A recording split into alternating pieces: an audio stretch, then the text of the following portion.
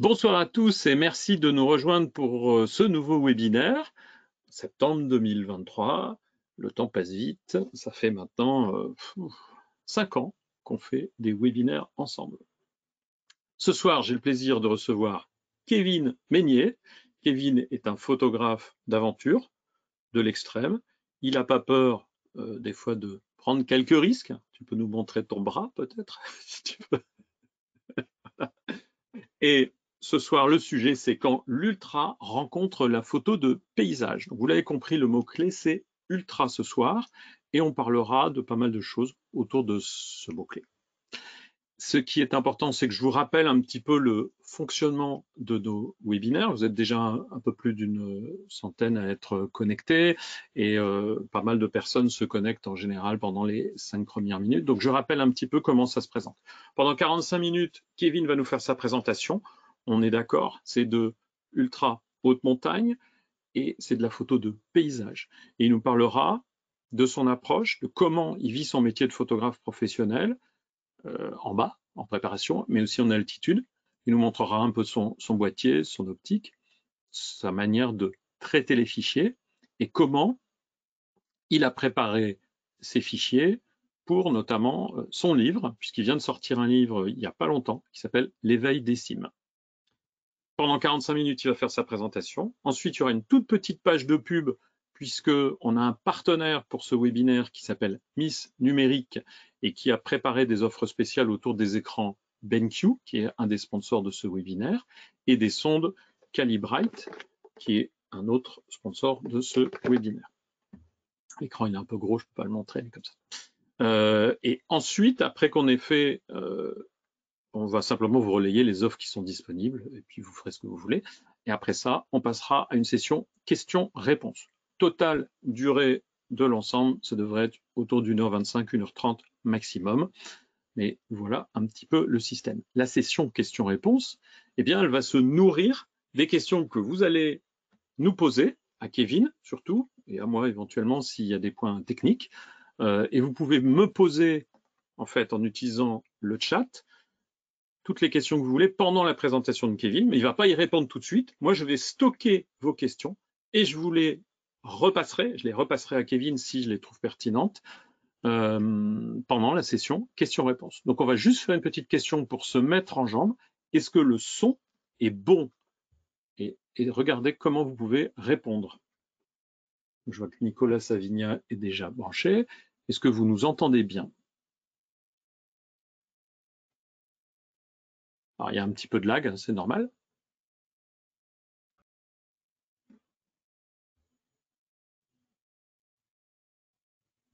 Hmm.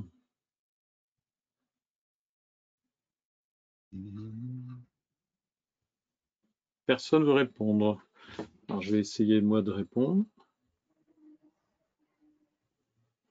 Avec, question. Donc il y a un petit bouton avec un point d'interrogation. Ah, ben si voilà, le son est très bon. Ben, il y a peut-être un peu plus de lag que d'habitude. Tout va bien. Je commençais à m'inquiéter. Donc, on va pouvoir démarrer ce soir quand l'Ultra rencontre la photo de paysage avec Kevin Meignier qui va se présenter et ensuite il lance sa présentation. Vas-y Kevin. Bonsoir à tous. Je suis Kevin Meignier. Pour ceux qui ne me connaissent pas, je suis photographe alpiniste.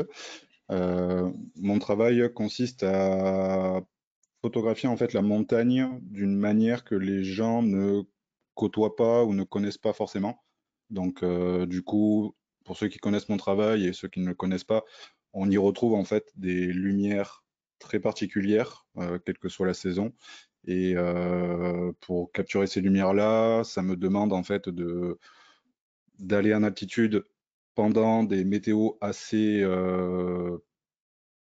tourmentées et ensuite justement capturer la transition parfaite en fait entre une météo tourmentée et les premiers rayons de soleil pour justement présenter des lumières qui sont assez oniriques, assez rêveuses la plupart du temps. Et donc aujourd'hui, je vais vous présenter un peu ce travail-là, vous expliquer comment ça se passe aussi en arrière-plan, comment je capture ces images-là, quelle préparation ça me demande en bas et quelle préparation ça va me demander en haut. Donc du coup, on va parler de tout ça aujourd'hui et ensuite on va parler des images, entre autres, et pourquoi la haute définition est importante dans mon travail, surtout que je fais énormément de panoramas. Donc je vous expliquerai ce que c'est et pourquoi je l'utilise. Et donc la haute définition dans mon travail, y compris la couleur, la colorimétrie, la calibration, quel type d'écran, etc. Donc on va parler de tout ça ce soir. Et écoutez, on va monter en altitude. Allez, c'est parti. Tu veux partager ton écran peut-être? Allez, je vous partage ça.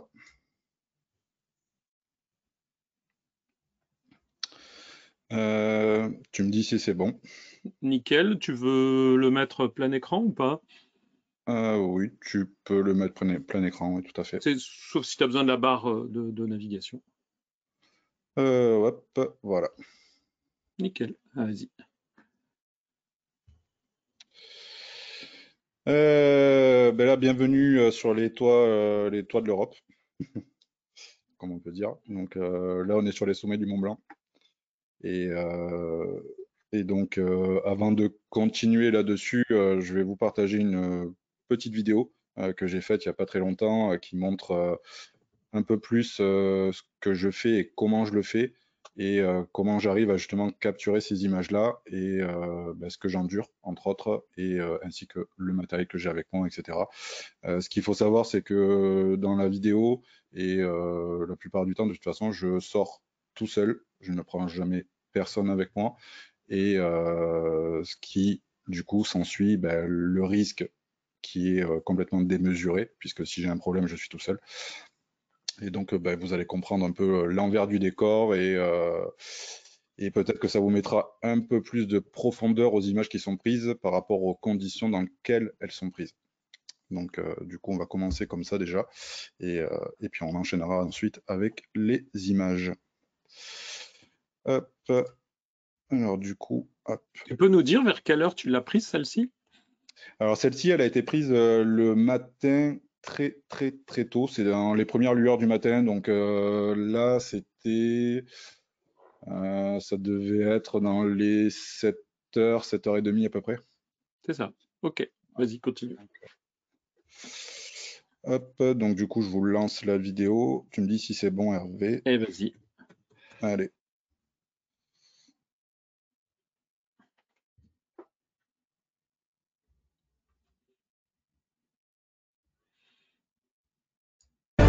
It'll be while I am bringing you down to the grave. I see who you are. You are my enemy, my enemy. You are my enemy. I see who you are.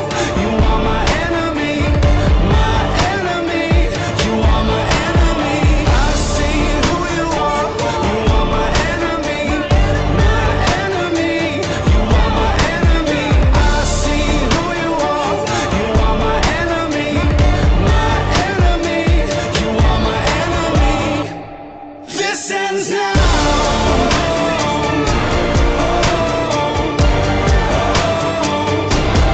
This ends now.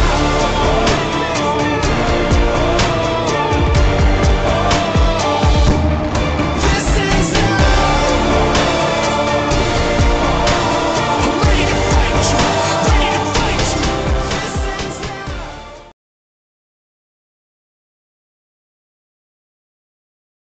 Alors, tu peux repartager ton écran.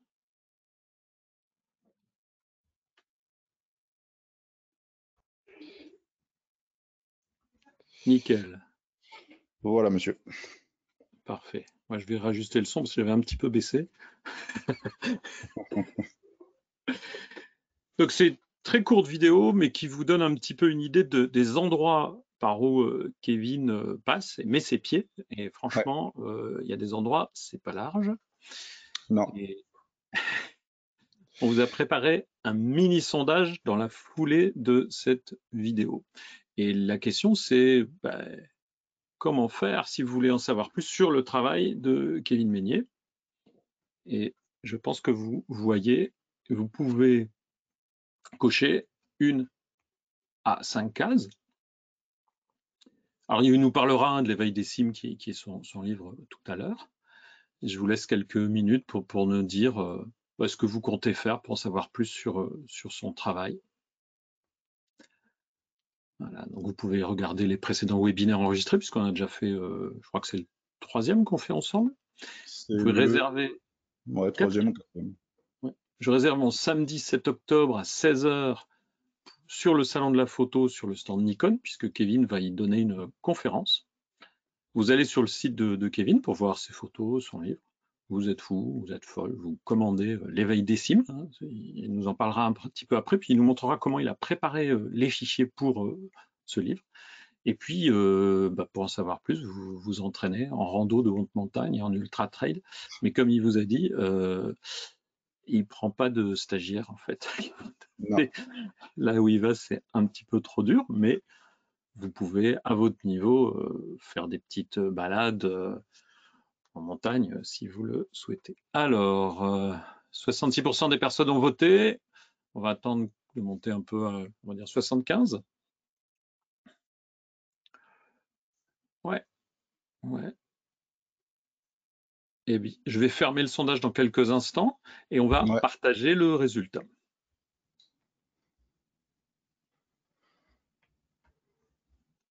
Voilà, je ferme et je partage les résultats. S'il veut bien partager les résultats, voilà. Donc, 44% d'entre vous comptent regarder les précédents webinaires enregistrés avec Kevin. 83% vont aller sur son site pour voir ses photos et ses livres. 19% envisagent de venir le 7 octobre. Vous êtes presque 200 connectés en ce moment. Voilà, une quarantaine de personnes. Certains ont prévu d'acheter l'éveil des cimes et quelques-uns vont s'entraîner, j'espère. Hein. Mais c'est pas de tout repos, hein, je ne vous cache pas. Non. Voilà. Je masque les résultats et on reprend notre présentation. Vas-y. Alors, pour faire suite à la vidéo, donc on va parler en premier temps en fait de l'envers du décor et l'envers du décor de mon travail, de tout ce qui va se passer derrière, les conditions, donc préparation avant, préparation après, comment ça se passe en haut, quel risque, et donc je vais vous expliquer tout ça. Donc, quand je fais des photos de montagne, je travaille énormément sur la météo, parce que c'est l'élément clé qui va être très important sur mes photos. C'est ce qui va déterminer les lumières, etc. Donc, du coup, je suis en recherche perpétuelle de conditions très particulières et, on va dire, les plus catastrophiques possibles. Pourquoi? Tout simplement parce que les lumières que je cherche sont des lumières en fait qui apparaissent vraiment sur une transition parfaite en fait avec un orage, une tempête, enfin tout ce que vous voulez, et ça va être les premières percées du soleil. Donc c'est pour ça que la quête que j'ai en amont, ça va être de chercher des météos, on va dire, les plus exécrables. C'est les plus pourris possibles. Donc c'est la première chose que je vais faire. Et une fois que la météo elle est adéquate sur le lieu que j'ai envie d'aller par rapport au sommet que j'ai envie de prendre en photo, etc. Là ensuite je vais me préparer et je vais sortir en montagne. Mes sorties en montagne ne se résument pas forcément à qu'une seule journée. Ce qu'il faut savoir, c'est que je peux prévoir quand je vais sortir, mais je ne peux pas prévoir quand est-ce que je vais faire mes images. Donc ça peut durer une journée, 2 journées, 3 jours, 4 jours, 6 jours, 7 jours et plus suivant les moments. Le maxi que j'ai dû faire, ça devait être 10 jours, je crois, d'attente, mais ça peut aller jusqu'à beaucoup de jours. Du coup, suivant les saisons, ça va vous demander énormément d'énergie. Ça va puiser énormément sur vous, ça va puiser sur votre mental, ça va puiser sur votre physique, ça va puiser sur beaucoup de choses. Parce que si je prends l'exemple de ce type de photos-là, c'est des photos que je vais faire en hiver et des photos comme ça à très haute altitude, c'est des températures qui sont très négatives. Donc on est aux alentours des moins 30, moins 35 en général la journée. Si vous avez du vent avec les tempêtes et autres, on avoisine très facilement ces températures et du coup c'est des températures qui sont très compliquées à supporter au fil du temps parce que vous allez être dans l'attente, vous allez devoir patienter Vous perdez un peu tous vos repères également aussi dans ces conditions-là, puisque en général, c'est tout blanc, vous n'y voyez absolument rien, vous n'avez aucun repère ni dans le temps, ni sur les décors, ni sur quoi que ce soit. Donc c'est quelque chose qui va énormément puiser sur vous. C'est très compliqué à faire et le supporter jour après jour, c'est très compliqué. Du coup, on en arrive au bout de plusieurs jours à se poser la question, pourquoi on est là? Qu'est-ce qu'on fait ici? Quel est notre but? Est-ce que je fais bien de rester? Est-ce que je fais pas bien?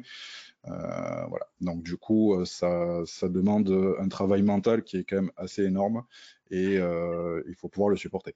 Est-ce que tu as des photos de ton camp en altitude, comme tu nous avais préparé la dernière Euh, fois? pas ici, non. Change quand même de vue pour voir, montrer un petit peu. Tac. J'ai pas forcément de Non, vue, mais bon, grosso modo, les ambiances en plein hiver, c'est des ambiances, c'est ça. voilà, on a des ambiances qui sont très glaciales. C'est très froid. Là, ces images-là, j'avais les doigts complètement, c'était quasiment au bout de 4-5 jours, je crois. J'avais les doigts qui étaient complètement gelés, j'arrivais même plus à les bouger. Les jambes, elles tenaient à peine debout parce qu'elles étaient congelées. J'étais à la limite des engelures au niveau des doigts. Du coup, je tenais le boîtier, j'étais comme ça et j'appuyais, j'avais le masque de ski sur les yeux, j'étais vraiment à bout. Donc quand c'est arrivé, c'est comme un soulagement. Vous prenez votre boîtier, vous faites vos photos, mais vous en oubliez presque, on va dire, les douleurs physiques et autres, et vous faites vos photos, mais vous savez aussi que voilà, c'est un soulagement dans le sens où ça y est, c'est fini. On arrive sur la fin, on fait les images et ensuite on va rentrer. Donc voilà, c'est des choses c'est pour ça que je prends personne, entre autres, sur mes sorties, parce que c'est des sorties qui sont pas faciles à vivre, tant mentalement que physiquement. Et sans parler aussi du risque qu'il y a, parce que suivant les lieux où je vais, et entre autres sur les crêtes et autres, c'est très risqué. Là, par exemple, il y a 10 jours de ça, j'ai chuté sur une crête à cause du vent, entre autres. Il y avait beaucoup, beaucoup de vent, et avec le sac à dos et le poids du sac à dos, du coup, ça a fait un effet de bascule. Et du coup, je suis toujours encordé, même si je suis seul, je suis toujours encordé, donc on va dire, je manque sur tout ce que je peux trouver, ça va être des roches, etc., au cas où, en cas justement où je chute. Mais quand bien même je suis encordé, on va dire, ça n'empêche pas que c'est compliqué. Puisque là, on va dire, ben, j'ai chuté, donc avec la corde, j'ai dû faire une chute à peu près de 10-15 mètres, et j'ai heurté du coup la paroi dans la chute, ce qui fait que je me suis cassé, en fait, j'ai 3 côtes pétées et déplacées suite à ça, ce qui fait que ça m'a causé quelques problèmes au niveau pulmonaire, etc., par la suite.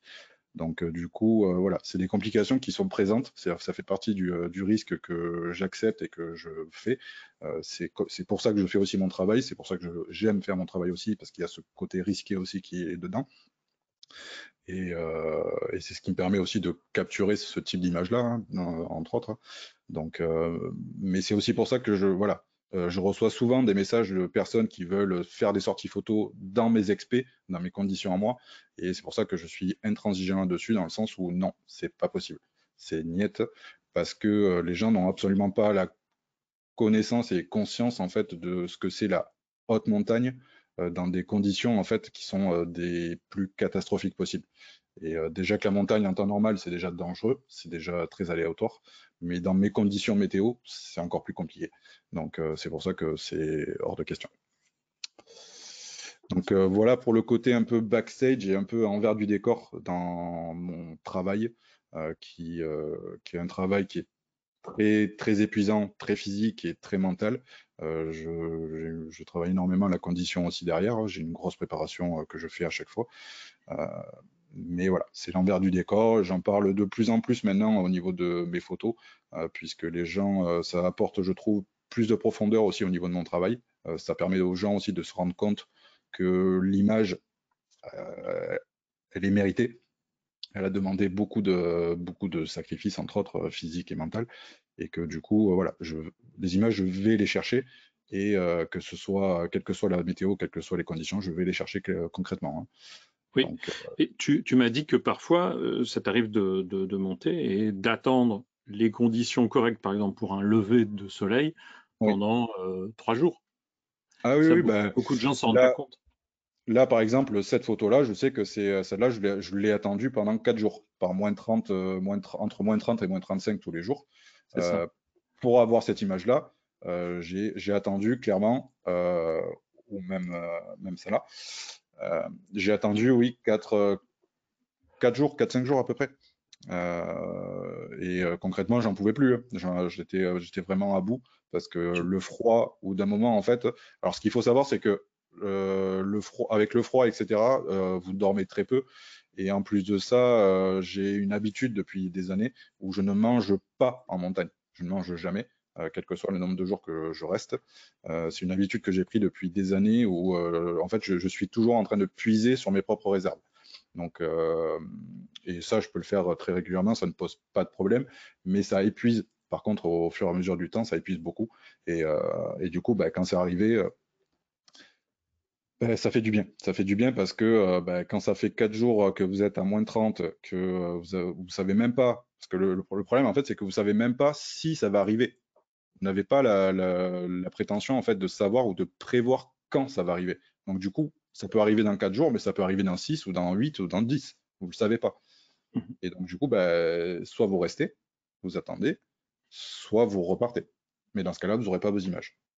C'est un choix et c'est la grande question que vous allez vous poser de toute façon à un moment donné, c'est est-ce que je reste ou est-ce que je repars?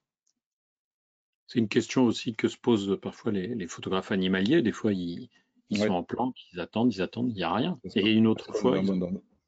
Mm. Voilà. C'est la grande question. Donc, ça m'est arrivé des fois de repartir parce que j'étais vraiment au bout du bout. Mais la plupart du temps, j'essaye de rester quand même jusqu'au bout et quel que soit l'état, entre guillemets, dans lequel je reviens, euh, je préfère revenir avec mes images, savoir que je les ai méritées, ces images-là, mais plutôt que revenir sans rien. Tu peux zoomer un petit peu sur cette image et nous la commenter? Oui, je peux. Tac, tac, tac. Attends, je vais pas zoomer à 100% quand même, non? Si? Non, mais Oui. là, c'est pas mal, hein, tu vois, tu étais bien dessus. Ouais. Ouais, nickel. Parce que tu travailles beaucoup les sombres et Ouais, les clairs-obscurs. tout à fait. Donc, comme je le disais tout à l'heure, je cherche tout le temps en fait vraiment les toutes premières lueurs. Et les premières lueurs en fait me donnent la possibilité de justement avoir en fait que quelques endroits qui vont être éclairés. Et entre autres là, ben, j'avais le bout des arêtes qui, euh, qui ont profité justement de ce petit bain de soleil en fait des tout premiers rayons. Et ce qui me donne en fait ce côté vraiment euh, entre orage et soleil. On a vraiment ce côté-là, comme le dit Hervé, on a vraiment ce clair-obscur en fait qui est présent dans l'image. Et c'est cette transition-là en fait que je recherche continuellement dans mes images, c'est vraiment ce côté-là.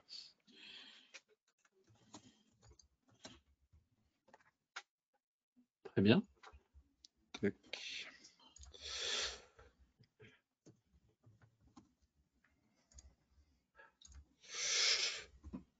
Donc après, bah, pour ceux qui connaissent un peu mon travail, j'ai un travail qui est bah, relativement sombre la plupart du temps. On est vraiment sur quelque chose de.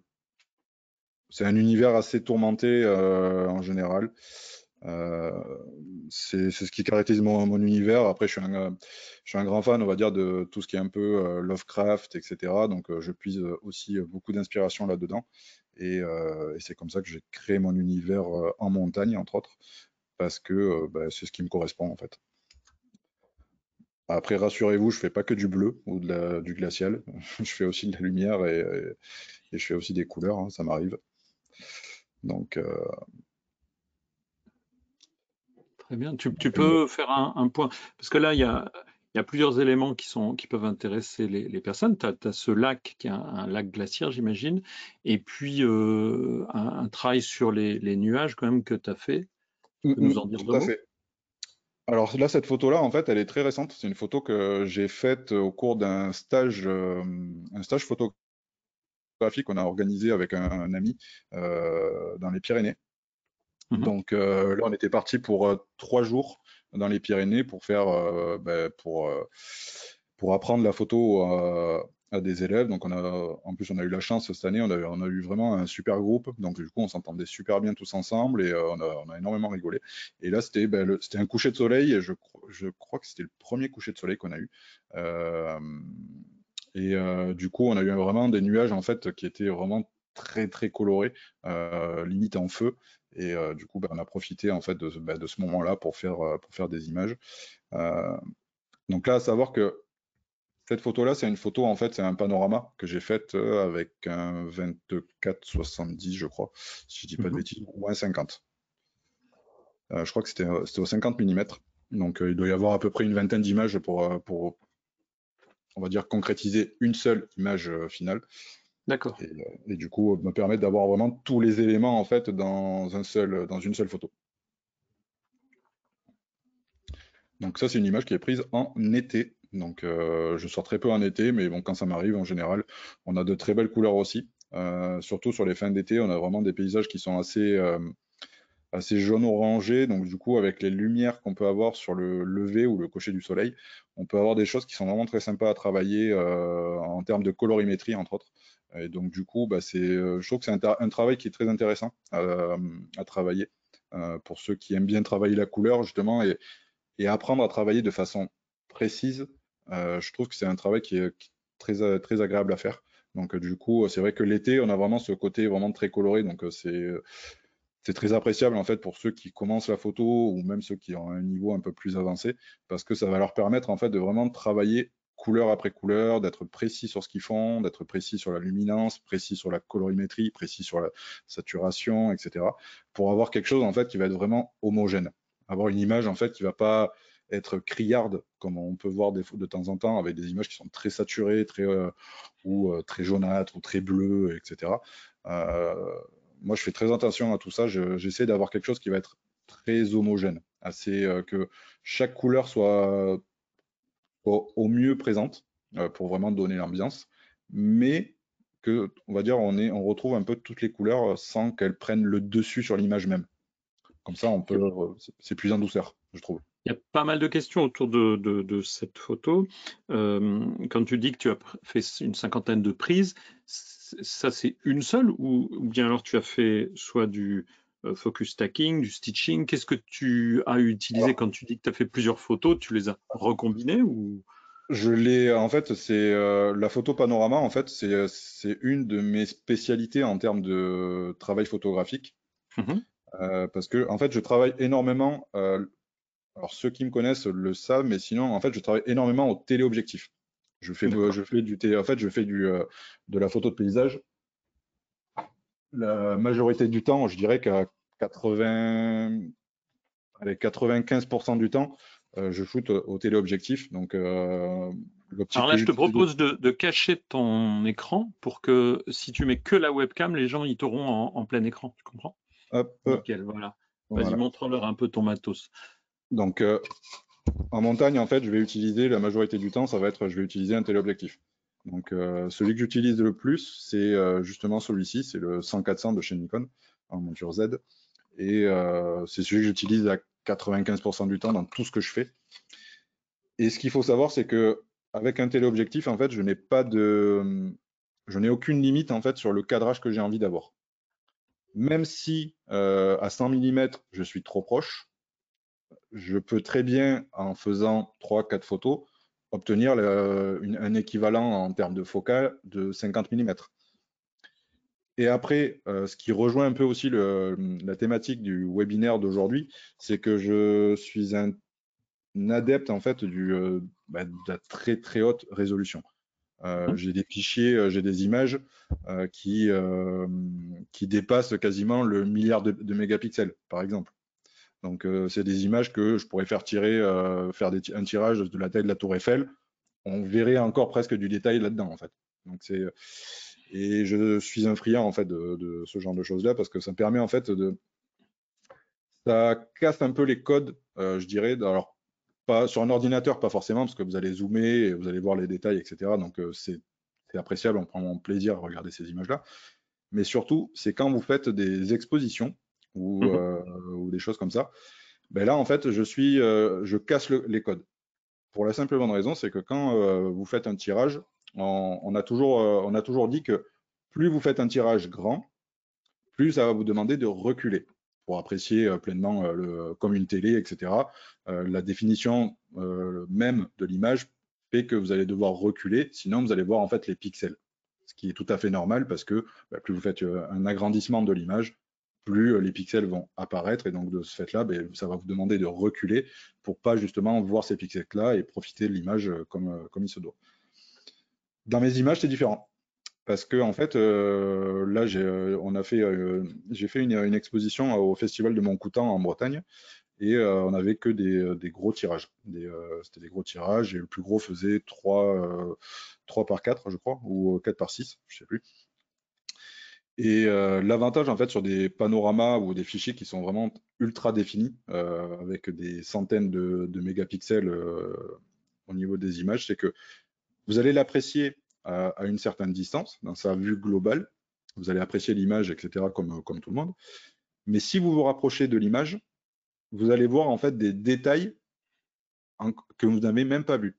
Vous allez, en fait, vous allez avoir encore du détail, et vous pourrez même coller votre nez au tirage, que vous allez voir en fait des choses que vous ne verrez pas à 4 ou 6 mètres du tirage. Tu Et peux c'est nous ce le côté-là. montrer dans une image? Une de celles que tu as préparées? Tac, tac, Tout à l'heure, tac. quand tu zoomais dessus, ça faisait un peu cet effet, hein. Pour l'instant, tu partages pas ton écran, hein. Ouais, hop, je vous le partage. Nickel. Ah, super. OK.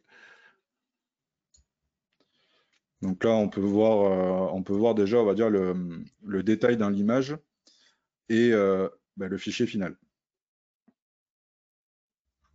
D'accord. Ah oui, la petite cascade, c'est celle qui est en bas à gauche. D'accord. OK.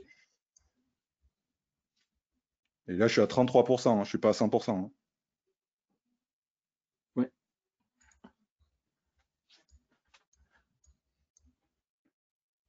OK. Très bien. Et le travail de préparation pour obtenir ces fichiers-là, donc la question que je te posais tout à l'heure, est-ce que tu combines plusieurs prises de vue, ou est-ce que ça, c'est une seule prise de vue?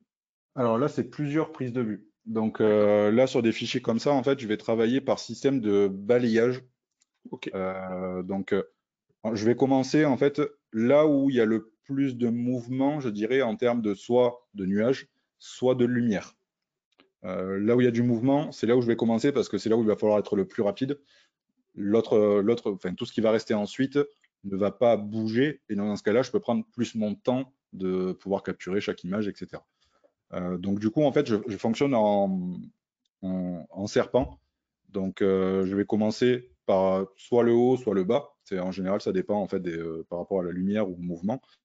Et ensuite, je vais balayer mon image, on va dire de gauche à droite, de droite à gauche, jusqu'en bas ou jusqu'en haut, de là où j'ai envie que mon cadrage s'arrête, mon cadrage final. Et à partir de là, je vais avoir 50, 100 ou 150 images que je vais ensuite fusionner sur le logiciel. Alors pas sur Lightroom, parce que sur Lightroom, vous allez être limité jusqu'à du... Ouais. Je dirais que ça fonctionne jusqu'à à peu près 50, 60 images, ça fonctionne. Au-delà, il galère un peu. Donc après, sinon, je passe par Autopano. C'est un logiciel que j'utilise depuis maintenant quelques années, qui me permet de fusionner en fait quand j'ai plus d'une centaine d'images, je vais utiliser ce logiciel-là. Comme ça me permet d'assembler vraiment plus d'une centaine d'images sans problème et me générer en fait un fichier. C'est un fichier DNG, et que après ensuite je vais pouvoir traiter dans Lightroom. D'accord. OK. Alors ce qu'il faut savoir, c'est que Lightroom est limité aussi en termes de taille. Si vous faites un panorama, j'ai eu le cas il n'y a pas longtemps où tous les fichiers en fait qui dépassent les 695 mégapixels, je crois, vous ne pourrez pas les traiter sur Lightroom. Voilà, il faut passer en dessous. Si vous avez un fichier qui fait plus de 65 000 pixels de large, sur le côté le plus long, ou s'il fait plus de 695 000 mégapixels, Lightroom ne vous le prendra pas. Vous serez obligé de redimensionner votre fichier pour pouvoir travailler dessus. Et voilà. Donc ça, c'est des choses à voir. Mais après, ça, c'est des gros fichiers, donc ça demande C'est beaucoup de ressources en termes informatiques. C'est un travail énorme sur la prise de vue aussi, parce qu'il faut aller très vite. Il ne faut pas se tromper, parce que quand vous faites une photo en panorama, il faut toujours que vous ayez à peu près un tiers de l'image suivante qui colle sur l'image précédente. Voilà. Donc, et ce qu'il faut savoir, c'est que quand vous balayez de gauche à droite ou de droite à gauche, donc vous allez avoir un tiers sur le côté, mais quand vous allez passer sur la ligne du dessus, ben, vous allez arriver en haut. Donc là, il faudra que l'image qui se retrouve avec celle du bas colle aussi dessus. Donc il faut y a un avoir minimum de recouvrement à avoir, hein, c'est ça. il y a un minimum de recouvrement à avoir, donc il faut être très minutieux au niveau mémorisation dans le paysage même pour savoir où vous en êtes. Une fois que vous allez balayer une fois, deux fois, trois fois, vous allez faire 3-4 lignes, vous pouvez vite vous perdre en fait au niveau de l'espace en fait, de savoir où vous êtes. Parce que vous voyez de façon générale, mais après vous voyez dans l'objectif, vous voyez vraiment quelque chose de très rapproché. Donc comme là par exemple, ce que vous voyez, hop, comme là ce que vous voyez par exemple à l'écran, c'est quasiment ça, une seule image. Donc du coup, vous imaginez ça sur tout ça. Ouais. Forcément, on peut très vite s'y perdre. En termes de logistique, etc., dans la prise de vue, on peut très vite se perdre en fait au niveau des balayages des photos et du coup se retrouver avec des manques. En général, quand on débute, moi sur les tout premiers panoramas, j'avais souvent des manques en fait à certains endroits, des trous parce que j'ai oublié les photos ou parce que ça n'a pas recouvert suffisamment ou des choses comme ça. Donc du coup, c'est un peu galère. On peut toujours, on va dire, alors aujourd'hui, on peut corriger ça parce qu'on peut remplir avec les logiciels maintenant, avec les logiciels en IA, etc. On peut arriver à remplir les manques qu'on a sur certaines images. Mais le côté dommage qu'on a, c'est que le manque en fait est calculé par rapport à ce que vous avez autour. Mais c'est pas ce que vous avez en réalité par contre. Donc du coup, il y a des détails du paysage réel qui va vous manquer dans tous les cas. Tu peux nous montrer une des photos où il y a des nuages, parce que je trouve que c'est bien là de poser la question maintenant. Et comment tu gères justement le déplacement des nuages? Parce que pendant que tu prends tes photos, ils peuvent potentiellement bouger. Alors, ce qu'il faut savoir, c'est que là, au jour d'aujourd'hui, dans ma pratique en termes de panorama, je mets sur un panorama qui va me faire à peu près une centaine d'images, je vais mettre quasiment, allez, je dirais entre 2 minutes et 2 minutes 30 maxi pour faire tout mon panorama, pour une centaine d'images à peu près. Donc au niveau de la prise de vue, en fait, c'est un travail de respiration. Vous respirez quasiment pas pour vraiment être le plus fixe possible. C'est les bras vraiment bloqués et fixes en fait le long de votre thorax. Et ensuite, à partir de là, vous allez être en réglage manuel, bien entendu, sur votre boîtier. C'est un focus qui va être mémorisé d'entrée de jeu et que vous n'allez pas toucher ensuite pour justement gagner du temps. Donc une fois que vous faites tout ça, après, c'est juste du déclenchement et il faut pas aller trop vite parce que suivant la vitesse que vous avez sur votre boîtier, vous pouvez avoir un flou de bouger, mais il ne faut pas aller non plus lentement parce que sinon, il y a des choses qui vont bouger. Et entre autres, quand vous avez des nuages, vous avez un risque que le nuage, quand vous allez au fur et à mesure, le nuage va bouger et ça va vous faire des décalages. Donc là, quand il y a des nuages, il faut aller très vite. Il faut vraiment très vite enchaîner au niveau de la prise de vue pour justement être le plus précis possible et pas avoir de problème, on va dire, au niveau de l'assemblage du panorama ensuite. Donc après, les paysages, là où on va avoir aucun mouvement, là par contre, c'est pas trop un problème. On peut prendre son temps de prendre chaque image, etc., de regarder où on est, etc., etc. Après, il ne faut pas aller trop lentement non plus parce que la lumière bouge de toute façon, mais vous pouvez prendre un peu plus votre temps, en tout cas. Sur certaines de tes photos, je t'ai vu capturer aussi au passage des rapaces. Ça bouge vite. Oui. Alors sur les rapaces, je ne fais pas de panorama, bien entendu. C'est ça. Mais après, oui, les rapaces, on est sur un autre point technique, je dirais, que le côté panorama, parce que le panorama, ça va être sur le point technique rapidité sur vous-même. Parce qu'une fois que les réglages sur le boîtier sont fixes et que vous avez bien réglé votre boîtier, qu'il est configuré pour et tout ça, après, c'est vous, en fait, qui allez être justement le point clé de la réussite de votre panorama. Alors que sur la photo de rapace, on est sur quelque chose en fait qui est un peu différent parce que là, ça touche au point technique de la rapidité de visée. Mais après, c'est surtout l'appareil aussi que vous allez utiliser qui fait que vous allez avoir justement des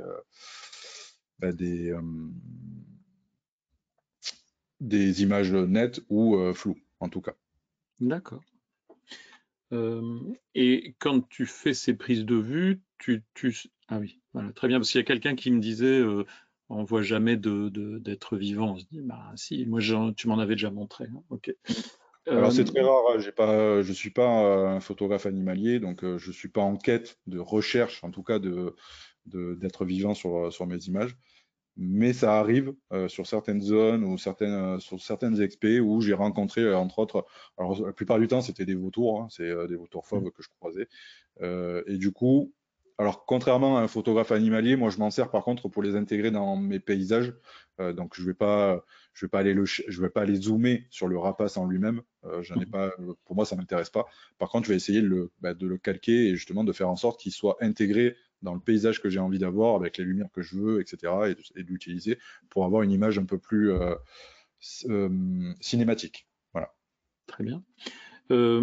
Question qui me paraît assez intéressante de poser maintenant, mais t'inquiète, hein, Ouais. j'en ai d'autres pour après. Toutes tes prises de vue, donc tu dis il faut être bien stable, mais toi, tu n'as pas de trépied, pas de monopode, rien, tu fais tout à main levée?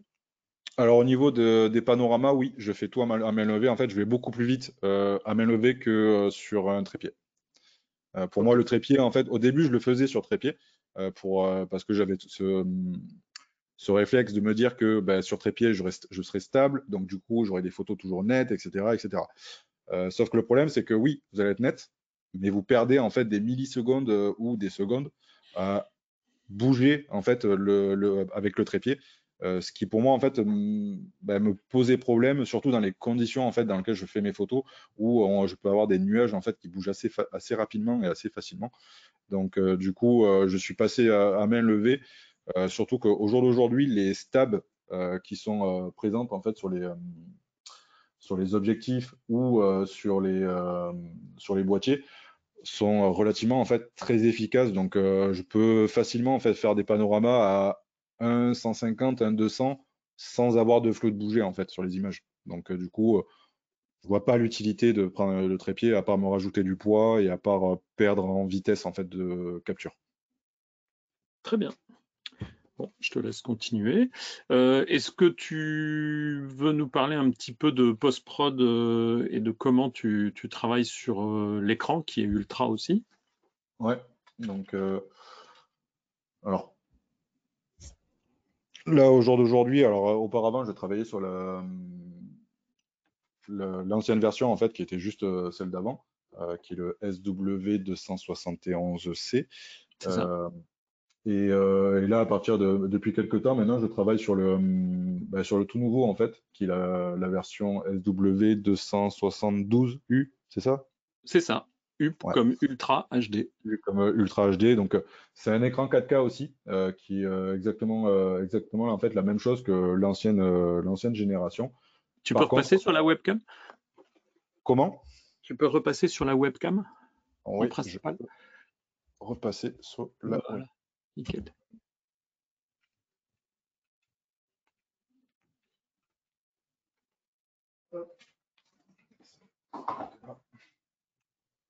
Donc celui-là, tu l'as reçu il y a quelques jours en fait. Ouais, ça, je l'ai reçu il y a quelques jours. Donc là, je suis en phase de test, entre guillemets, sur cet écran-là. Euh, Après, en termes d'écran pur, on n'a pas de gros changements en fait avec la version précédente. Par contre, il y a quelques nouveautés dessus qui sont très appréciables et on a vraiment un gain de confort en fait par rapport à la précédente version. Donc, moi, la première chose qui m'a marqué en fait sur l'écran, c'est déjà le design dans un premier temps, parce que par rapport à l'ancienne, en fait, on a vraiment un design très fin au niveau des bords, au niveau d'ici. Ouais, Donc, on ouais. a un écran qui est beaucoup plus esthétique en fait sur un bureau, on a vraiment ce côté un peu plus haut de gamme et plus agréable à regarder. Donc ça, c'est une des premières choses qui m'a marqué, en plus du pied qui du coup est plus le même que l'ancienne génération. Maintenant, on a un pied en fait qui est plat déjà. Donc du coup, ça permet de pouvoir poser justement les télécommandes qui sont dessus. Chose qu'on ne pouvait pas faire sur l'ancienne génération parce que c'était un plat qui était un peu incurvé. Donc on n'avait que le slot pour la télécommande, mais on ne pouvait pas plus. Là, aujourd'hui, on a vraiment quelque chose de plat et c'est très agréable en fait de pouvoir poser justement les télécommandes dessus et d'avoir quelque chose de plus, c'est plus petit. Ensuite, la deuxième chose qui m'a marqué d'entrée de jeu, c'est le revêtement au niveau de l'écran. Donc là, sur celui-ci, maintenant, ils ont fait un nouveau revêtement anti-reflet qui est différent en fait de l'ancienne génération. Et ça m'a marqué en fait parce que j'ai l'habitude de travailler des fois en journée où je vais traiter quelques images. Et là, c'est la première chose que j'ai dit à Hervé quand je l'ai eu au téléphone. Je dis, mais j'ai pas vu de reflet en fait sur l'écran. J'ai travaillé avec, mais j'ai pas eu l'impression d'avoir de reflet. Et c'est quelque chose qui m'a interpellé parce que auparavant, j'avais toujours des reflets. C'était pas gênant en soi, on peut toujours travailler, mais on a quand même ce côté reflet de lumière naturelle qui va apparaître dans l'écran. Ça, c'est un truc qui est génial, c'est que à Ouais, BenQ, on leur fait, tu sais, des retours et on leur explique ce que les photographes attendent. Et autant le grand public, ça ne le gêne pas d'avoir un écran un peu brillant, autant les gens qui s'intéressent vraiment à la photo, oui. les gens qui font de la retouche photo, Ah c'est oui, oui. un point clé. Et là, c'est assez génial ce qu'ils ont fait. Pour moi, c'est un coup de force parce que même par Ah rapport oui. à d'autres gammes, d'autres Ah non, marques, mais c'est un gain de confort dans le travail, c'est hyper agréable de pouvoir travailler même en journée et d'avoir mais quasiment en fait aucun reflet en fait dans l'écran. On se demande même s'il y a vraiment de la lumière qui reflète dessus. Euh, j'explique parce qu'il y a pas mal de gens qui ont déjà vu des écrans BenQ, donc les oui, précédents, les ouais, SW270C, le SW240, ils ont déjà une dalle qui est mate, très oui, légèrement satinée. Là, on a le côté mat, très oui, légèrement satiné, mais on a encore moins de reflets que la génération avant, parce que oui. vous l'avez encore jamais vu ce type d'écran. C'est des tout nouveaux, hein, ils viennent de sortir cet été, donc le SW272U, on vous en reparlera tout à l'heure, mais c'est assez génial parce que ça correspond à une demande et des photographes Oui. et des gens qui font de la post-production vidéo. Parce que c'est une catastrophe d'avoir des reflets. Regardez là, même mes Oui, lunettes, on les un voit reflet, dans l'écran, c'est nul. Euh, quand on fait de la retouche, on veut faire un travail sur le fichier que votre capteur a récupéré et on veut surtout pas faire des choses qui seraient influencées par des reflets. Et encore pire, il y a des écrans, ils sont tellement brillants, on a l'impression qu'on fait de l'autoportrait quand on se voit dedans. C'est moche. Non, après, ouais, j'ai été agréablement surpris ouais, l'évolution en fait compris les nouveaux écrans en fait BenQ, parce c'est plein de petites choses en soi en termes de performance vraiment au niveau de l'écran. À l'œil nu, vous verrez pas forcément une différence. À l'œil nu, je vous le dis de suite, vous verrez pas forcément une différence. Par contre, il y a plein de choses en fait qui vont, plus vous allez travailler dessus et plus vous allez vous rendre compte que mais il y a ça qui est nouveau et du coup, c'est vrai que c'est appréciable. Donc on a le côté design qui, on va dire, qui est très appréciable. Côté télécommande, pareil. Maintenant, on a une télécommande qui est sans fil, contrairement à l'ancienne génération qui était filaire. Donc là, du coup, je peux programmer en fait jusqu'à 3 profils que je peux réenregistrer par la suite pour le côté vidéo, etc. Je peux modifier mes profils comme j'en ai envie. Donc c'est vrai que en fait tout ça c'est très appréciable. La connectique, pareil. Maintenant, on a une connectique qui est sur le bas, alors qu'avant on était sur le côté. Donc du coup, on avait déjà c'était galère pour justement brancher les câbles USB parce que on savait pas trop où étaient les slots. Donc du coup, c'était un peu la galère. Maintenant, ils sont facilement accessibles parce qu'ils sont juste en dessous là. Même au niveau de tout ce qui est commande et boutons, c'est tout tout est en dessous. Donc du coup, on a vraiment tous ces petits trucs en fait qui font que dans un workflow, ça a une importance parce que vous perdez pas de temps à chercher X ou Y, tel bouton ou telle chose. Tout est accessible. Et après, à côté de ça, il y a aussi il y a la possibilité maintenant de générer en fait une simulation. Je crois que c'est le papier satiné, je crois, non, Hervé? Oui, oui.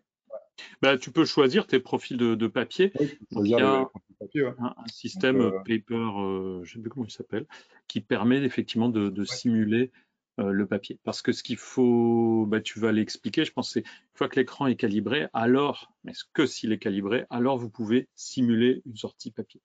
Ouais, ce qui permet en fait d'avoir un écran calibré. En fait, c'est très important si vous travaillez euh, sur des workflows, on va dire plus numériques.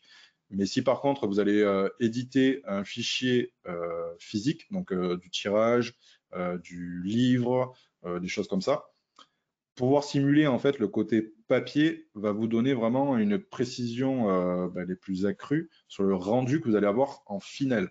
Donc du coup, même si on a un écran calibré, le fait de pouvoir simuler le papier, ça vous permet aussi de voir un peu comment ça va, l'effet que ça va avoir. Entre autres avec les lumières, avec des papiers satinés, les reflets, les choses comme ça, les papiers un peu plus granuleux, parce qu'on a des papiers qui sont un peu plus texturés, etc. Donc du coup, pouvoir simuler ça, c'est quand même un gain énorme en fait dans un travail, et ça permet de pas se tromper.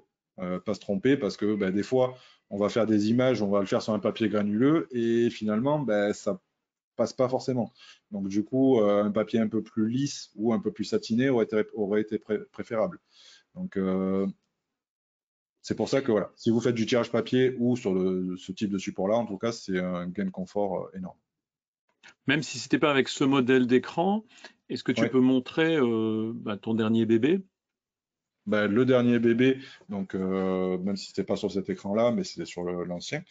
Tu as utilisé en tout cas cette technique d'avoir un écran Tout à calibré, fait. ce qui permet, alors c'est important parce que vous vous en rendez pas forcément compte, mais justement dans les hautes lumières, comme le disait Kevin, mais Ouais, aussi dans les noirs, la simulation à l'écran c'est ça, du résultat sur le papier, ça vous permet de voir si vous avez bien encore tous vos détails dans les hautes lumières et dans les c'est ça, basses lumières comme les noirs. tout à fait. Donc ça permet en fait de voir un peu tout ça à l'avance. Et entre autres, surtout quand vous faites un livre, tout ça, vous n'avez pas forcément droit à l'erreur. Donc il faut être sûr vraiment du papier que vous allez utiliser et le rendu que ça va ensuite avoir pour la finalité. Donc ça, c'est très important à faire. Donc voilà. Donc celui-ci, tu en emmèneras quelques unités avec toi sur le salon de la Ouais, photo. j'en aurai au salon de la photo à Paris, bien entendu, parce que j'en ai toujours de toute façon avec moi, parce que j'ai toujours des clients en fait qui veulent, qui préfèrent que je leur donne en main propre. Et du coup, ça permet aussi de me rencontrer, de pouvoir parler aussi, de pouvoir échanger un peu sur toute la photo, etc. Donc j'en ai toujours avec moi. Donc voilà, pour ceux qui veulent en avoir aussi en direct, c'est ce que j'ai fait aussi au Nikon Plaza sur la dernière exposition, et c'est ce que je ferai au salon de la photo également aussi. Super. Bon, excellent. Est-ce que tu veux continuer sur d'autres images?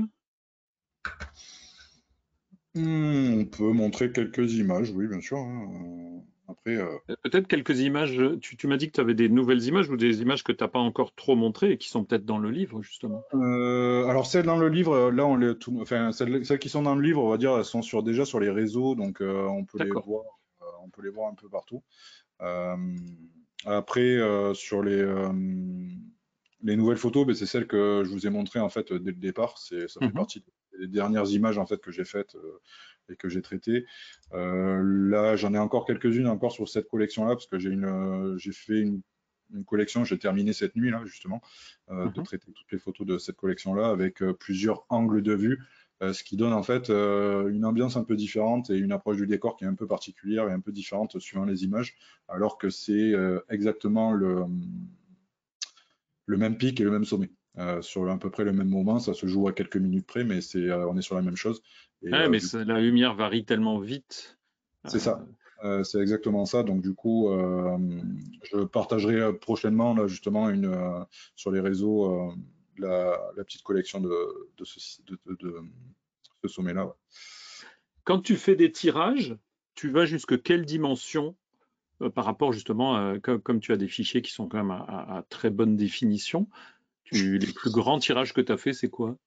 Le plus grand, c'est 4 par 6. Et après, je peux aller jusqu'à honnêtement, je pense que j'ai aucune limite en fait sur les tirages en soi. En fait. 4 mètres par 6 mètres, c'est déjà énorme, effectivement. Ouais. Ouais. C'est déjà énorme, ouais. Mais après, je sais que sur le logiciel de Panorama, je crois que je peux simuler la taille d'impression maximum sur le fichier. Mais je crois que j'ai des fichiers où je peux faire des trucs à. Enfin, c'est complètement démesuré en fait.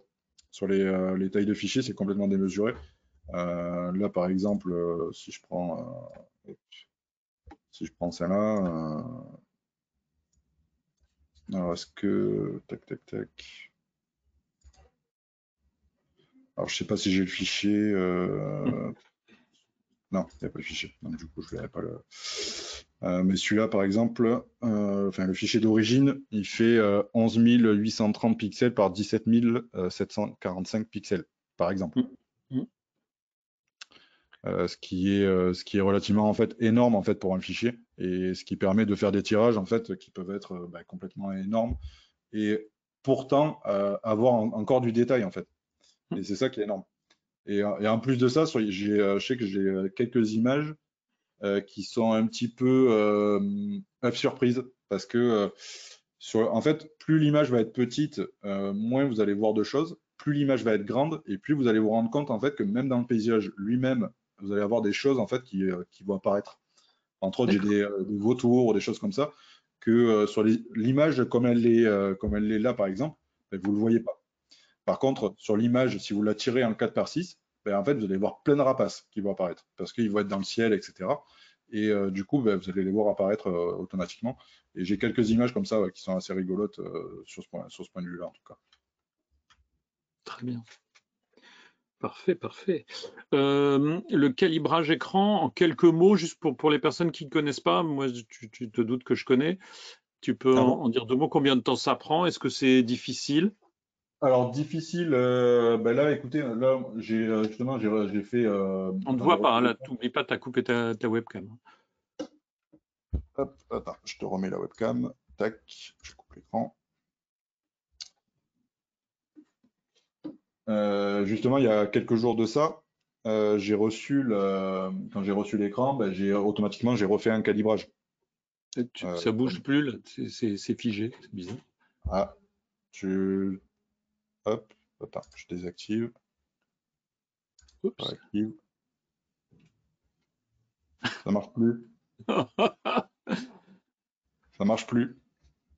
Bon, écoute, moi en tout cas, je bouge, donc ce qu'il utilise, c'est ça. Alors désolé parce que, ouais, peut-être rouvre là.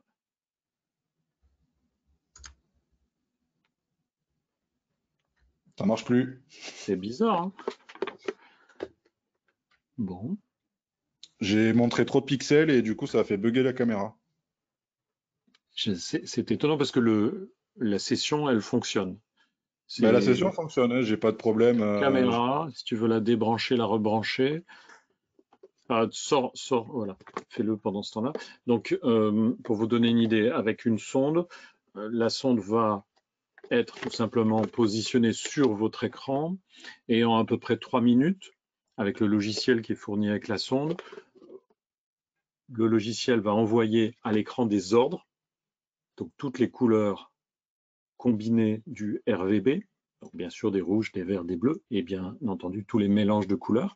Et la sonde, elle, posée sur votre écran, va mesurer l'écart entre l'ordre donné à votre écran et la réalité, puisque elle est capable de mesurer avec un niveau de détail qui est impossible de faire à l'œil. Et ça permet de créer un profil de votre écran que vous allez ensuite pouvoir passer à votre système d'exploitation. Tout ça, c'est fait automatiquement, hein, c'est pas compliqué. Ça y est, c'est revenu, hein, t'inquiète pas. Donc la sonde va vous permettre de calibrer votre écran. C'est-à-dire que la première chose qu'elle fait, elle regarde jusqu'où votre écran peut aller dans la lumière et les ombres, dans les couleurs, jusqu'à quel niveau d'intensité de couleur et donc de saturation. Et puis ensuite, elle va ajuster votre écran pour que votre écran vous fasse apparaître la nature réelle de votre fichier tel qu'il a été récupéré par votre capteur. Avec ça, du coup, vous avez une image qui est neutre, c'est-à-dire elle représente vraiment ce que vous avez capturé, sans dérive de couleur. Le gros souci pour la majorité d'entre nous, vous avez déjà vu ça sur un ordinateur portable, eh bien, les couleurs souvent sont déformées. Et si, par exemple, votre écran n'est pas calibré et qui donne trop de bleu, le risque que vous avez en retouche, c'est que vous allez peut-être réduire du bleu, alors qu'il fallait peut-être pas, puisque c'est juste votre écran qui vous faisait apparaître votre fichier un petit peu trop bleu. Alors vous vous doutez bien, avec les photos de glace que nous a montré Kevin, dès qu'il y a de la neige, tout ce qui est en haute montagne, c'est carrément hyper sensible à la gestion de la couleur, de la même manière d'ailleurs qu'en photo de paysage, où souvent il y a quand même du vert et des bleus dans les ciels, tout ça, ce sont des couleurs qui sont très sensibles. Et de pouvoir démarrer avec une image que vous pouvez afficher de manière fiable, sans dérive de couleur, va vous permettre de faire un bon travail de retouche photo. Voilà. Excuse, hein, comme pendant ça, tu redémarrais ta caméra, j'ai juste expliqué le principe du calibrage écran. Ça, c'est valable quel que soit votre écran, mais c'est d'autant plus important quand vous avez un écran de qualité comme celui se trouve derrière Kevin. C'est bon pour toi? Tu veux rajouter quelque chose? Bah non, tu as tout expliqué, donc Ouais, mais non. j'ai rien à ajouter. Alors, j'ai Jacques qui nous demande, est-ce que tu fais aussi des traitements noir et blanc? Non, c'est en termes de paysage, en tout cas, je fais jamais de noir et blanc. Ça m'est déjà arrivé de faire du noir et blanc, mais sur du portrait, pas sur du paysage. Ok. Avant de passer à la session questions-réponses, j'ai bien noté pas mal de vos questions. Vous ne vous inquiétez pas. Je vais vous parler simplement de l'offre que fait notre partenaire pour ce webinaire. Et ce partenaire s'appelle Miss Numérique. C'est un des grands revendeurs en ligne qui est basé en France. Ils sont près de Nancy, dans l'est de la France, mais ils couvrent toute la France, la Belgique et beaucoup d'autres pays d'Europe, hein, si je ne dis pas de bêtises. Et ils ont décidé sur la gamme des écrans SW, dont celui-ci c'est le SW272U, c'est le plus pointu des 27 pouces, mais il existe un 32 pouces, bon, qui approche 2000 €, hein, mais ça peut être bien pour faire de la photo et de la vidéo. Et puis pour ceux qui ont des budgets plus serrés, il y a un 24 pouces qui est assez intéressant puisqu'il est en dessous de 600 € TTC pour l'écran avec la visière anti-reflet. Là, tu as une visière anti-reflet, mais tu ne l'as pas montée, mais elle est livrée avec le 27 pouces. Tout à fait. Donc les écrans BenQ SW sont des écrans professionnels pour les photographes, les graphistes et les professionnels de la post-prod vidéo. Le 24 pouces, comme je vous l'ai indiqué, c'est l'entrée de gamme. Il y a des 27 pouces avec deux modèles, un 2K qui est le SW270C et le nouveau 4K que Kevin vous a montré qui est le SW272U.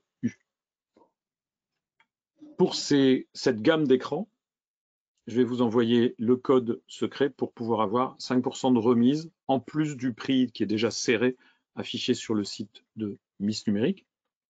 Et je vais vous envoyer aussi les codes pour les sons d'écran Calibrite sur lesquels vous avez une offre spéciale avec 15% de remise jusque, je crois, au 25 septembre. C'est ça, du 14 au 25 septembre. Donc je vais vous envoyer ça. Vous le notez. Voilà, je vais envoyer sur celle-ci.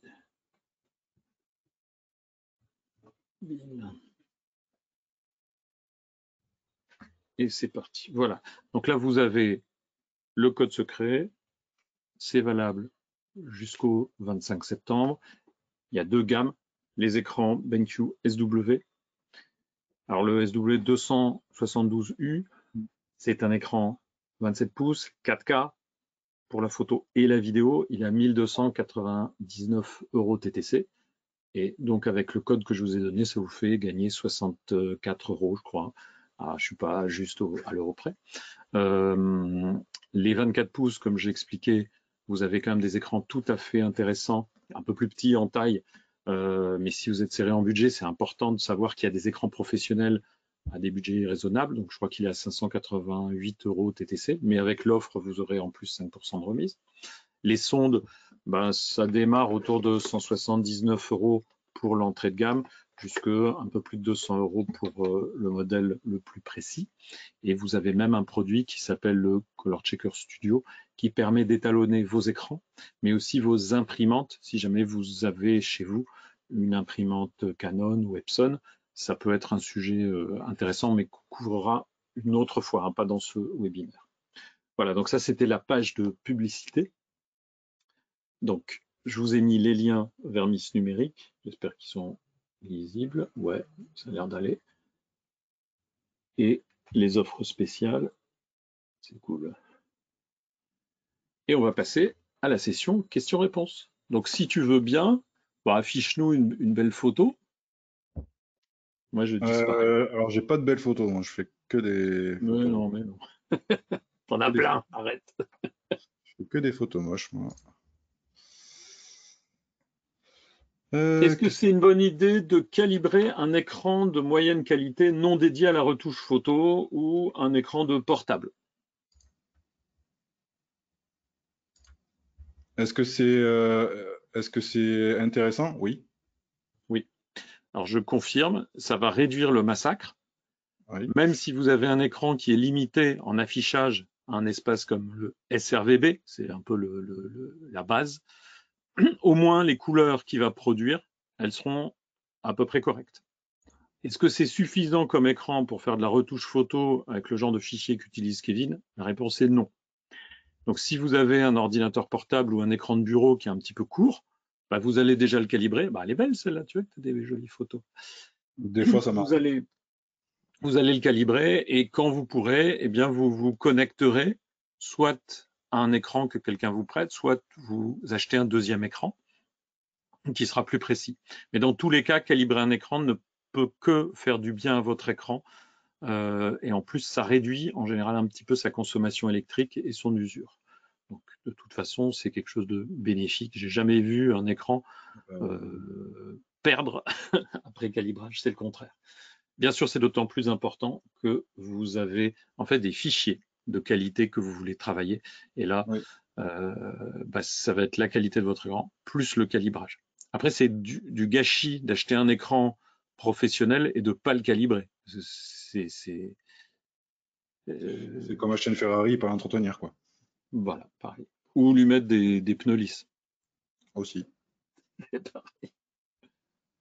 Les différentes versions de Palette Master. Alors la dernière version qui est livrée avec le SW272U, ce qu'il faut savoir, c'est qu'elle est à peu près 2 fois plus rapide que Palette Master Element, Oui. qui était de la génération, livrée avec la génération précédente, et qu'elle a des modes avancés sur 2 sujets. Ça n'intéresse pas forcément tout le monde, mais c'est important de le noter. Un, justement, la simulation papier, qui est plus avancée avec Palette Master Ultimate, la nouvelle version. Et puis, Palette Master Ultimate est plus précis et beaucoup plus réaliste quand on veut calibrer plusieurs écrans côte à côte. Donc il a un système qu'on appelle de color matching. Si vous avez 2 ou 3 écrans de qualité, vous allez pouvoir les calibrer de manière à ce que le rendu couleur entre votre écran de gauche, du milieu et de celui de droite, si vous en avez 3, soit très très proche. Attention, ça vaut le coup quand vous avez 3 écrans de qualité. Mais si jamais vous avez un écran un peu ancien qui a 6 ou 7 ans, qui était fait que pour la bureautique, que vous achetez les SW272U qui est derrière Kevin, il va vous les matcher, mais il va faire baisser le niveau de qualité du SW272U jusqu'à ce qu'il matche le plus mauvais des 2 écrans. Donc, ce n'est intéressant que si vous avez plusieurs écrans de qualité. N'essayez pas de mélanger des écrans bas de gamme et haut de gamme. Ça va simplement tirer tout le monde vers le bas. C'est pas une bonne idée. Si vous avez un écran un peu faible et un plus pro, moi, ce que je vous recommande, c'est de mettre vos barres d'outils et tout ce qui est réseaux sociaux, vos factures sur le moins bon, et vous affichez plein pot votre image sur l'écran de meilleure qualité et vous vous fiez à cet écran bien calibré, bien entendu. C'est important de.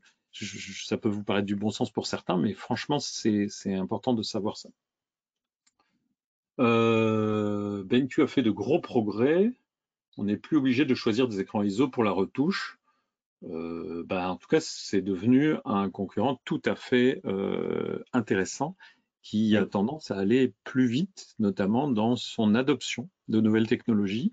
Et donc, on l'a vu, Kevin, il nous en a parlé tout de suite de cette finition de l'écran pour avoir des écrans mat sans reflet.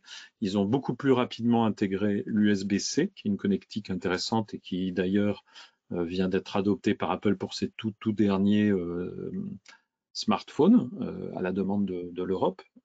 Donc l'USB-C qui est livré dans le SW272U que vous avez derrière redonne 90 watts de puissance, c'est-à-dire que si Kevin y branche son ordinateur portable dans l'écran, c'est l'écran qui recharge son portable par le Oui. port USB-C. Et dans le port USB-C, entre l'ordinateur portable et l'écran, va passer les données, l'image, plus le courant, et c'est l'écran qui recharge le portable. À ce moment-là, vous aurez toujours besoin d'un chargeur un jour ou l'autre, hein, mais c'est quand même assez intéressant, cette connectique-là. Donc oui, c'est devenu un des acteurs majeurs auprès des professionnels de l'image, ce qui ne veut pas dire que l'autre marque n'est pas bonne, mais c'est bien qu'il y ait un peu de concurrence. Est-ce que la version U va être déclinée dans d'autres tailles? Je ne sais pas, j'ai pas l'info, mais on est assez impressionné en tout cas par ce nouveau modèle. Moi, je pensais qu'il y aurait des petites améliorations. En fait, il y a plein de petites améliorations. Il y en a 6 ou 7, comme l'a montré Kevin, sur le design, les bords fins, la finition mat, plus de puissance sur le port USB-C. Enfin, ils ont tout un peu amélioré, ce qui en fait un produit vraiment intéressant. Je sais que 1 299 €, c'est pas disponible pour tout le monde. Et c'est pour ça que je vous ai bien expliqué qu'il y a d'autres modèles un peu moins coûteux si vous êtes plus serré en budget, et ce qu'on comprend tous. Le SW272U, il est en vente sur le site Miss Numérique. Il y avait un petit souci d'affichage. S'il n'y est pas ce soir, il y sera demain. Vous inquiétez pas. Donc, allez-y. Alors, cette image est magnifique. Oui, je suis d'accord. Est-ce que tu peux nous en dire 2 mots, Kevin? Alors, c'est une montagne avec des nuages et une lune. Ouais, quelle montagne. Ça, c'est alors c'est dans les Pyrénées, je crois. J'étais parti cette période-là, j'étais parti pour tester à l'époque, c'était le nouveau Nikon D6 que j'avais eu en test pour faire un retour pour Nikon et pour un magazine. Et du coup, j'avais le D6 avec moi et j'avais décidé de l'amener un peu dans toutes les conditions. Donc, j'avais fait des photos de sport, j'avais fait des photos portraits, des photos animalières, des photos et donc photos paysages aussi. Et j'avais fait cette fameuse photo-là qui était un panorama aussi, parce que je l'avais faite à l'époque avec le D6 et le 180-400 que j'avais avec moi. Et du coup, j'avais fait cette photo au coucher de soleil avec une mer de nuages. J'ai eu la chance ce soir-là, en plus, j'avais une mer de nuages juste somptueuse avec une belle lumière de soir qui allait super bien et la lune en fait qui s'est levée au milieu dans le creux là. Et du coup, j'ai attendu juste un peu qu'elle soit un peu plus haute pour capturer justement cette île flottante au milieu des nuages. Donc, c'est la chaîne des Pyrénées. Bravo. Bah, c'est Tout à fait. magnifique. Quelques questions sur la couleur. Ouais, combien de temps dure un calibrage? Bon, je peux répondre. L'idéal, c'est de recalibrer son écran une fois par mois. Mm.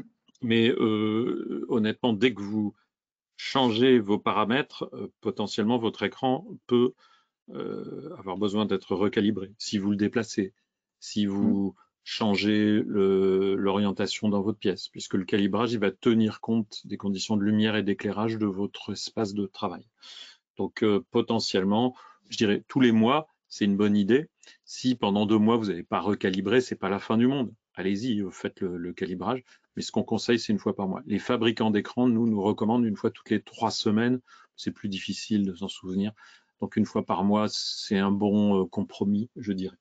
Il faut savoir que dans les agences de publicité professionnelles et chez les professionnels de l'image qui sont des spécialistes de la retouche, ils calibrent plutôt une fois par semaine. Et dans certaines agences de retouche photo, ça va être tous les 3 jours ou à chaque fois qu'ils démarrent un nouveau projet. D'accord? Donc, quand nous, on vous recommande une fois par mois, on est dans le compromis. Si vous êtes un staccanoviste de l'image, tous les 3-4 jours, c'est tout à fait cohérent. Voilà. Cette image-là que tu nous montres, donc les Pyrénées, c'est combien de prises de vue pour arriver à ça? Là, il doit y en avoir, je crois que c'était entre 50 et 70, je crois, à peu près. C'est à peu près ça. Quel est le poids de ton sac quand tu pars shooter en altitude avec le bivouac? C'est Sofiane qui te pose cette question. Ouais, je dirais, alors ça dépend des saisons. En hiver, il va être beaucoup plus lourd parce que j'ai tout le matos d'alpi, toutes les broches, j'ai tout le cordage, j'ai tout plein de matos d'hiver. Donc là, je dirais qu'en hiver, je vais être sur du 20-25 kilos à peu près, entre le matos photo, le matos d'alpi, le matos de bivouac. je dirais 20-25 kg facile. Est-ce que tu utilises des filtres UV ou des filtres polarisants pour les photos que tu nous as montrées? Alors, filtre UV, non, je n'en utilise pas. Filtre polarisant, ça m'arrive d'en utiliser, oui, pour, entre autres, soit rajouter un peu de micro-contraste sur des paysages qui sont un petit peu brumeux, soit pour mettre un peu plus de texture aussi sur des ciels un peu plus bleus, etc., ou avec des couleurs, en tout cas. Donc, ça m'arrive. D'accord. Avec le froid, quelle est la problématique au niveau des batteries? Alors, moi personnellement, depuis que je suis en hybride chez Nikon, en tout cas, au début j'étais sceptique, parce qu'au début, juste avant ça, j'étais sur du réflexe, bien entendu. J'avais un D850 et un D810, et les batteries ça a duré plusieurs jours sans problème pour mes sessions. Donc du coup, passer en hybride, c'était un peu ma problématique, c'était un peu ma réticence sur l'autonomie. Et du coup, bah, voilà, combien de temps ça va me durer. Et au final, même dans des conditions assez extrêmes, avec des températures assez extrêmes, les batteries tiennent quand même assez bien. Je dirais que je peux avoir une batterie qui peut me durer une journée si je shoote un petit peu tranquille. Ça peut me durer une journée. Si je shoote pas, normalement, il n'y a pas de souci, à part si vous la laissez dans le boîtier, bien entendu. Mais sinon, je les garde dans les poches, en fait. Dans les poches. C'est ça, tu les gardes au chaud quand même le plus possible Ouais. parce que le froid Après, je les affecte garde. leur En performance. général, voilà, je les garde. Si je m'en sers, enfin, si je me sers pas du boîtier ou les choses comme ça, de toute façon, les batteries sont dans mes poches. Donc, du coup, elles restent au chaud, elles perdent pas en autonomie. Et comme ça, quand j'ai besoin, j'ai juste à la remettre. Et puis, hop, c'est reparti. Et je sais qu'il n'y a pas de problème là-dessus. Ok, mais c'est quand même un bon conseil ça de plutôt les garder au chaud parce que avec les très grands froids, leurs Ah performances oui, vous sont. perdez en autonomie et vous pouvez, si vous la laissez dehors, vous pouvez avoir une batterie qui va être vide en quelques heures sans problème. Ouais. Neige et humidité par rapport aux lentilles, t'as pas des problèmes de. Non, non, j'ai jamais eu de problème sur neige et humidité. Euh, en fait, tant que vous restez dehors dans les mêmes conditions, en fait, le matériel va s'habituer en termes de condensation, de température, entre autres. Le problème, c'est quand vous passez à deux températures différentes. Ça m'est arrivé une fois où il faisait très froid dehors et en fait j'étais rentré dans une cabane. J'avais passé plusieurs heures et en sortant, en fait, le boîtier m'a fait de la condensation à l'intérieur, donc dans le boîtier et dans l'optique. Et du coup, bah, ça a été complet. En fait, je n'ai pas pu shooter parce que, bah, en fait, c'est resté. Et il a fallu attendre de ramener le boîtier à la maison et de le laisser en fait sécher, prendre l'air pour que vraiment il n'y ait plus de buée en fait. Ouais. Mais c'est la différence de température qui a fait que je pense la condensation s'est fait à l'intérieur. En sortant directement au froid alors qu'il était plus ou moins au chaud, je pense qu'il n'a pas aimé. Comment est-ce que tu gères la mise au point en panorama pour que tout soit net? Est-ce que tu peux expliquer ou donner un conseil? Alors ça dépend, en fait, il faut partir, le panorama, c'est un peu la même chose qu'une photo globale. C'est-à-dire que si je prends mon image par exemple ici, Mhm. euh, il faut que vous imaginiez en fait l'image de façon globale. Il faut que vous l'imaginez dans votre tête. Voilà, vous vous dites, voilà, moi je veux cette image-là, il faut que je fasse tant d'images pour arriver à la faire. Donc à partir de là, euh, quel est mon sujet principal? Voilà, la première question en fait, c'est quel va être le sujet? Si c'était une seule image et que vous preniez qu'une seule image, où vous allez faire votre mise au point? Sur quel sujet? Qu'est-ce que vous allez vouloir mettre en avant? Et donc à partir de là, en fait, votre mise au point elle va être calculée par rapport à ça. Donc vous regardez le sujet que vous voulez mettre en avant, vous faites votre mise au point sur votre sujet, vous verrouillez votre mise au point, et ensuite vous pouvez balayer en fait sur tout votre paysage. Et de toute façon, dans la photo finale, après fusion, on va dire des images, de panorama et tout ça, ben, vous aurez votre sujet qui sera net. Et c'est ça le principal en fait. Très bien. Dynamique de couleur. Sur quel élément de ton image tu fais la mise au point pour que tout soit net? Sur mon sujet. Ouais, c'est ça. Hein. Ouais. Ouais. Et souvent, tu as plusieurs plans, en fait. C'est pour ça qu'ils posent cette question. Hein. Alors, sur des panoramas, je fais pas de focus stacking. Ce qu'il faut savoir, c'est que ça m'est arrivé des fois, il y a certains paysages où je vais en faire, mais la plupart du temps, en fait, j'essaie de garder une profondeur de champ, en fait, qui va être présente même après fusion. Donc, du coup, par exemple, sur cette photo-là, j'ai fait ma mise au point que sur la montagne centrale, que sur l'île flottante, en fait, qui est ici. Ce qui me permet de garder, en fait, une profondeur de champ au niveau de la mer de nuages avant et au niveau de la lune après. D'accord. Ce qui fait que l'image, en fait, pour moi, je la trouve un peu plus naturelle. Il n'y a pas tout qui est net. Ben oui. Super, ben merci pour cette réponse. Continuez à nous poser 2-3 questions si vous voulez. On va bientôt terminer. Quel logiciel tu utilises pour la fusion des images? Parce que tu nous as parlé de Autopano. Est-ce que tu utilises la fusion dans Photoshop? Je crois que Autopano, il n'existe plus, je crois. Ils ont arrêté sa distribution. Maintenant, c'est la société Color, c'est ça, avec un K. Hein. Ouais, c'est ça. C'était Color qui faisait ça. Et là, maintenant, je crois que c'est PT Muig, je crois. Il y a un photographe de chez toi qui a fait un article là-dessus. Arnaud? Ouais, Arnaud. Sur son site, il y a justement un article où il parle justement des logiciels de Fusion Panorama. Qui, en plus de ça, l'article est à jour parce qu'il est à jour récemment. Donc, du coup, vous avez vraiment les derniers logiciels en date et quels sont ceux que vous pouvez utiliser au jour d'aujourd'hui. Ils sont tous listés là-dessus. Entre autres, Autopano est listé aussi, mais voilà, il n'est plus distribué. Ce sera le sujet de notre prochain webinaire le 28 septembre avec Arnaud Frisch. Et je ne savais pas qu'on allait parler autant d'aspects panorama, mais voilà. Bon, il y a pas mal de personnes qui doivent nous quitter. Merci beaucoup pour votre attention et vos bonnes questions. Alors, je continue. On a vu les fils, les batteries. Ouais, une question. Alors, quelle est la différence entre le calibrage simple ou logiciel et le calibrage hardware? Tu veux que je réponde? Ben, vas-y, réponds, hein, mais c'est pas la même chose. Non.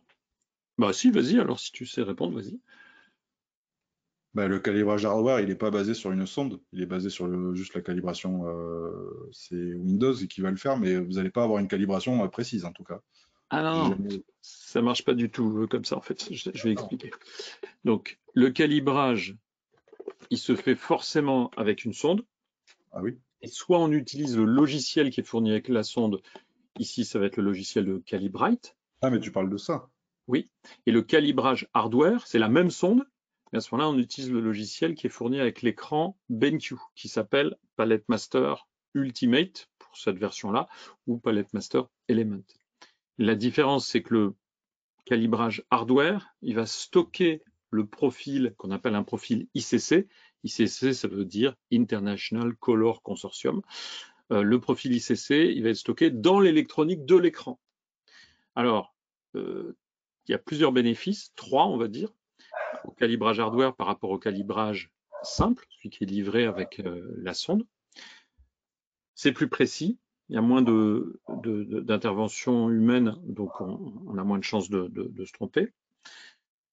Le profil est stocké dans l'électronique de l'écran, ce qui fait que si moi je me branche sur l'écran de Kevin avec mon ordinateur portable, je peux récupérer le profil qu'il a fait 1 heure avant. Je n'ai pas besoin d'en refaire un pour mon ordi. Je me débranche, il se rebranche, il retrouve son profil exactement tel que lui l'avait fait avant, puisqu'il est bien stocké dans l'écran, j'insiste. Et l'autre gros avantage, pour des gens comme Kevin qui font de la photo, mais aussi de la vidéo, on va pouvoir créer plusieurs profils suivant son mode de travail. Ce n'est pas le même calibrage de l'écran pour faire de la retouche photo. Et à ce moment-là, on va choisir, par exemple, toi, en retouche photo, quels sont les paramètres que tu donnes en Candela et en Kelvin? En Candela, je tourne aux alentours des 100 en général. 100 Candela, et tu te mets, par exemple, à 6000 Kelvin? Ouais, en général, c'est à peu près ça. Ouais, c'est 5900, 6000, ouais, c'est à peu près ça. Voilà.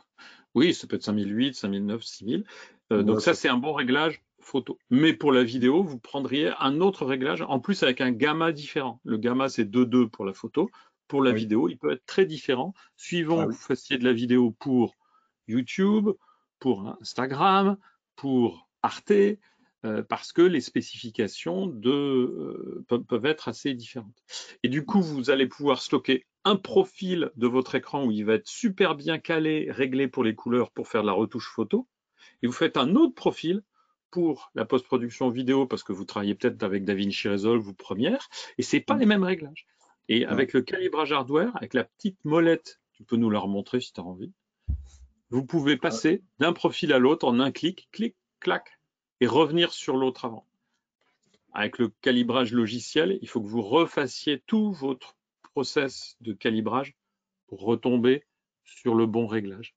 Et donc le calibrage hardware, c'est plus solide et c'est plus utile pour les professionnels. Après, le plus important, c'est quand même déjà de calibrer votre écran. Commencez par le calibrer, quel que soit le mode, et progressivement, vous verrez qu'il peut y avoir des avantages à utiliser le calibrage hardware qui est disponible uniquement sur les écrans professionnels. Donc les BenQ SW dont on vous a parlé, du 24 pouces au 32 pouces, sont tous avec calibrage hardware. Et il y a 3 ou 4 marques qui font du calibrage hardware.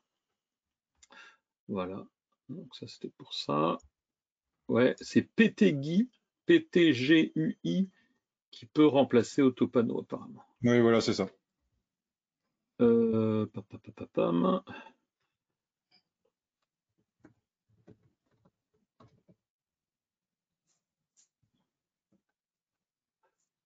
Hop, quel gamma utiliser en vidéo? Ça va dépendre de l'espace colorimétrique qu'on vise, donc je n'ai pas une réponse, mais ça peut être 1.8 par exemple, au lieu de 2.2. Voilà. Écoutez, on a couvert pas mal de vos questions. S'il y en a un que j'ai oublié, qui me la pose à nouveau. Si quelqu'un me demandait quelles sont les focales que tu utilises, donc je sais que tu as expliqué tout à l'heure 50 Oui. mm, tu utilises le télé, Alors, ce qui te permet plus de choix. en photo de paysage, je suis la majorité du temps, je suis avec du téléobjectif. Donc là, actuellement, je shoote avec du 100, du 100-400. Auparavant, j'étais avec du 300, du 500, et même des fois, ça m'est arrivé d'utiliser du 800. Donc, D'accord, super. Ah si, une question que je t'ai pas posée. Est-ce que quand tu vas en montagne, tu as une balise de sécurité? non, D'accord. Ok.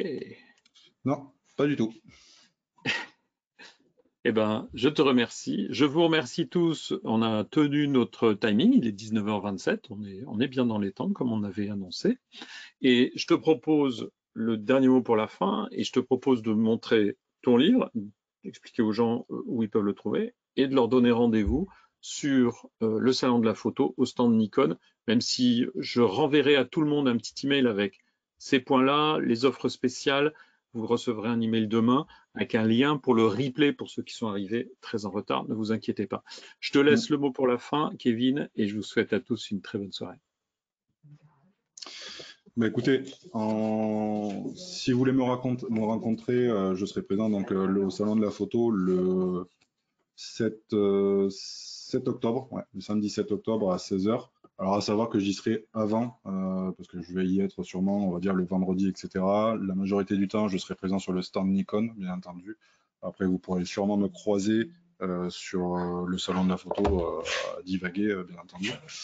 Et la conférence sera donc le samedi à 16h, où je parlerai donc plus en détail du travail que je fais, mes conditions, mes photos, etc. Un peu plus en détail en fait l'univers donc qui couvre justement le livre et donc mon quotidien en général dans mon travail de photographe. Donc on peut se donner rendez-vous là-bas. Super. Merci beaucoup, Kevin. De toute façon, je remettrai le lien vers ton site et vous pouvez suivre Kevin aussi sur Instagram. On mettra tout ça. Carrément. Merci beaucoup. Merci beaucoup à toi. Merci à vous. Ouais, merci à toi aussi. Merci à tout le monde d'être venu. Et puis, toujours un plaisir d'échanger avec vous. Merci, c'était super. Et remets-toi bien de tes petits bobos. Je repars demain, ça tombe bien. Salut, au revoir. Oui.